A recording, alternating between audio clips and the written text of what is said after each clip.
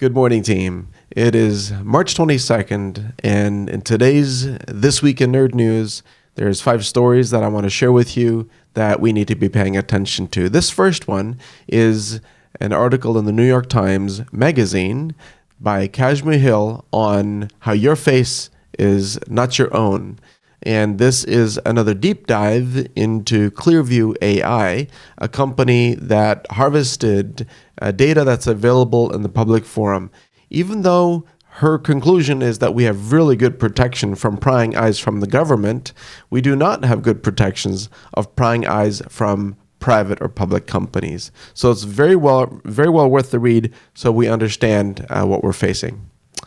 In the second story, we're talking about a group. This is another good article by Dan Gooden about a group that has used 11 zero-days to attack various operating systems, where they literally hijack a website and then utilize yet unknown weaknesses to then completely take over Windows, iPhones, and Android devices.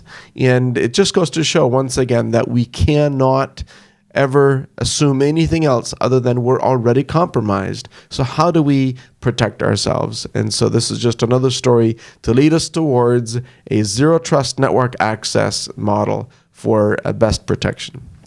And the story about TikTok, if you or the people you love use TikTok, please don't, at least not on Android, or at least not until you've patched it, because there's a one-click remote code execution that's being used on TikTok users. And there's a story about Mimecast, who is transparent about the impact in their software of the SolarWinds hack. So this is just another story about how the SolarWinds attack actually has far-reaching consequences. And we're glad for Mimecast's complete transparency about what's going on or what did happen that they are aware of.